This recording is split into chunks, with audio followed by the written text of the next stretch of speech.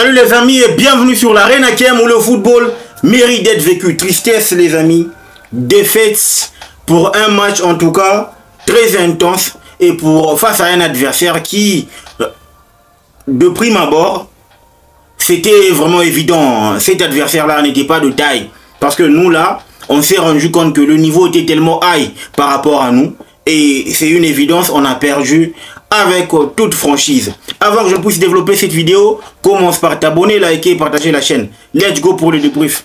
Les amis, avant que je ne puisse la développer, commence par checker dans la description, apprends des compétences en ligne. Parce que cette vidéo est sponsorisée par la Team Kem Academy, une plateforme de vente de cours en ligne créée par moi. Les amis, parce que le plus important, c'est que je suis pas que youtubeur, je suis aussi formateur en ligne. Alors commence par t'inscrire pour m'encourager. Et ça va faire du bien. Let's go pour le débrief. Chelsea, en tout cas, c'est raté cet après-midi, n'est-ce pas? Le plus important, c'est que on a commencé notre match avec une légèreté incroyable.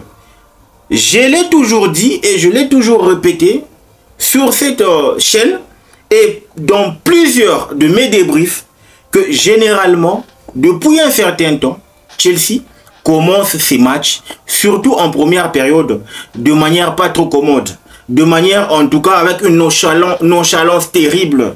C'est ce qu'on a vu cet après-midi. C'est ce qu'on a vécu cet après-midi. C'est ce qui s'est passé cet après-midi, n'est-ce pas, à St. James Park.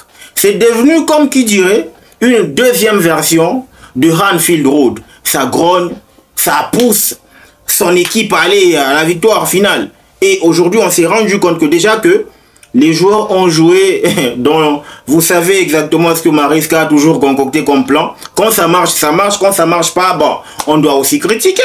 On s'est rendu compte que Caicedo, c'était le même schéma qui fonctionnait depuis 7 matchs. On s'est dit, ok, mais là, on jouait face à une équipe qui presse haut. Une équipe qui, en tout cas, qui a fait du marquage individuel sa spécialité. Ok, parce que quand tu as un milieu qui est composé de Sandro Tonali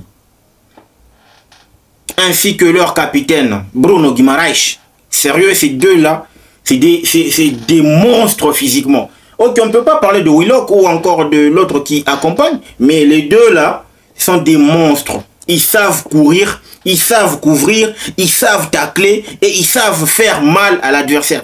Sauf que en face, il y avait un Romeo Lavia ainsi que Caicedo qui était un peu plus loin. Parce que quand vous remarquez le premier but de Newcastle, il est marqué par Tonali d'une erreur de possession de la part de Romeo Lavia. Effectivement, c'est comme ça qu'on a payé cash. On s'est quitté avec une... On ne s'est pas quitté, c'est seulement qu'on s'est permis de commettre cette bourde-là. Et ça a amené, n'est-ce pas, un but. Et moi, je trouve que, franchement, c'était la première erreur réalisée par Romeo Lavia qui a mené au but. Et ça arrive dans n'importe quel chef du joueur, dans n'importe quelle situation, ça arrive. Et aujourd'hui, c'était le tour de Romeo Lavia. Moi, je me rends compte que la première période catastrophique, on rentre du vestiaire. Façon, déjà, parlons d'abord du cas Nicolas Jackson.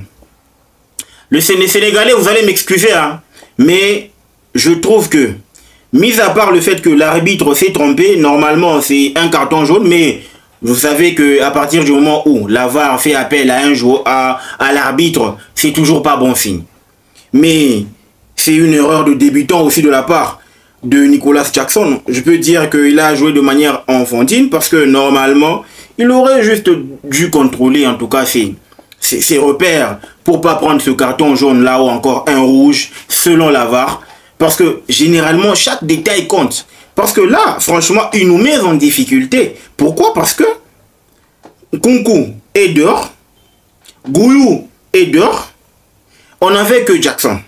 Et là, il nous met en difficulté parce qu'on va devoir réutiliser Pedro Neto. Or, on sait très bien que Pedro Neto, comme ailier, Pedro Neto, comme attaquant, c'est deux mondes différents. deux mondes différents. Et c'est ce qui s'est passé aujourd'hui. Donc on va devoir se coltiner Pedro Neto en pointe. Et pourquoi pas faire de voir l'apparition de Jadon Sancho. Moi je pense que dans ce match et dans cette situation, la deuxième période a été meilleure pour moi. Oui, elle a été meilleure parce que jouer à 10 avec la rentrée de Reece James, c'est parce que c'est en deuxième période qu'on a vu Cole Palmer tirer, avoir un tir cadré. Donc on est d'accord que la deuxième période, elle est meilleure comparativement à la première. Et moi je me suis dit, on a bien joué en deuxième période, seulement qu'on a manqué de la chance parce que Bruno Guimaraes a sur un coup de chance, parce que oui, son tir est dévié par Cucurella et qui change complètement la trajectoire du ballon pour compliquer en tout cas Robert Sanchez qui a fait son match. Mais ce que moi je déplore, c'est que à partir du moment où on joue une équipe qui sait exactement comment faire un one-on-one mark, on est en difficulté. Est-ce qu'on ne trouve pas une autre tactique, ou on ne trouve pas un autre remède pour pouvoir pallier à ce manque? Parce que quand vous allez regarder, on a tellement pressé notre milieu, on a tellement mis mal à l'aise notre milieu que c'était difficile pour eux de pouvoir respirer. Et ça, c'est la spécialité de Newcastle. Il a exploité les faiblesses de l'équipe de Chelsea et il savait exactement que ce schéma-là allait revenir. Il savait exactement que Enzo Maresca allait toujours utiliser la même tactique face à Newcastle. Et c'était beaucoup plus facile pour eux de pouvoir préparer leur match face à nous. Donc en gros, je me dis, quelle est la conséquence de cette rencontre? Premièrement, on doit d'abord dire merci, entre guillemets, à l'équipe de Leicester City qui est allée réaliser un match nul sur la pelouse de Nottingham Forest. Ok, on est d'accord que c'est une baraka. Ça veut dire que ça nous laisse encore la possibilité de rester dans le top 5. Mais on n'a pas besoin que des sauveurs. On veut sauver notre peau de nos propres moyens. Sérieusement. Et aujourd'hui, on se rend compte qu'on reste à 2 matchs. Manchester United ainsi que Nottingham Forest. Et on va se dire des vérités. Ce Chelsea là a encore besoin d'une très bonne structure, surtout en termes de management. Parce qu'on manque des leaders. Enzo et Reece James, c'est pas suffisant. On manque des leaders dans chaque compartiment pour pouvoir faire des différences. Parce qu'on veut des survivants dans ces genres de matchs. Vous savez, on est en train d'aller en Champions League. Si jamais ça se réalisait, on aura besoin de ces genres de mentalité dans le vestiaire.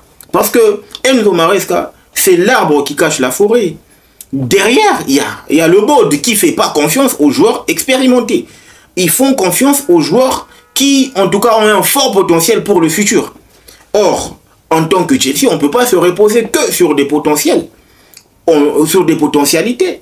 On veut se reposer sur une expérience donnée qui va en tout cas nous amener loin dans les différentes compétitions que l'on aura à jouer. Et ça, c'est important. Mais aujourd'hui, quand tu regardes, on a manqué un certain leadership sur et en dehors du terrain. Parce qu'on a ramassé Enzo Maresca a pris un carton, Nicolas Jackson a pris un carton, et on se rend compte qu'il n'y a pas de leader naturel. Enzo, c'est pas suffisant, les amis. On est 11 sur terrain. Et quand tu n'as que Enzo, c'est compliqué. Ça ne peut pas se jouer comme ça. Ce sont les points qu'il faudra en tout cas corriger et gommer. Je n'espère rien à la Coupe du Monde des clubs parce que je sais qu'on a des insuffisances terribles. Et moi, j'ose croire qu'on pourra faire, ou encore on pourra... Et moi, je pense que le plus important ici, c'est qu'on a vu les lacunes. Chelsea a l'obligation de ramener soit Victor Osimhen, soit Victor Gyökeres. Les deux là, en tout cas, si jamais ils nous achetaient, on avait en tout cas la possibilité d'avoir, ne fût-ce qu'un seul parmi ces deux là, moi en tout cas, je suis content. Je suis content parce que j'aurais estimé que pour une fois, on a gommé les lacunes. Vous avez vu comment est-ce que la défense de Newcastle a bouffé Nicolas Jackson? Parce que déjà que la tactique était de déposer la balle sur Jackson, c'est incompréhensible, c'est impossible. Il ne peut pas faire ça. C'est déjà un gars qui aime courir et il n'est pas un gars qui protège. C'est compliqué, c'est difficile. C'est ça, la réalité, elle est là. Elle est là, la réalité. Mais c'est Chelsea. Je ne pouvais pas espérer, pour moi, je m'attendais à un match nul. En tout cas, en aucun cas, j'ai donné mon pronostic en faveur de Chelsea. Parce que je savais que à St. James Park, ça va être compliqué. Donc les amis, dites-moi ce que vous en pensez en commentaire. N'oubliez pas de vous abonner, de liker, de partager la chaîne. Et surtout, de vous inscrire sur la Team Kem Academy. Le football mérite d'être vécu. Ciao.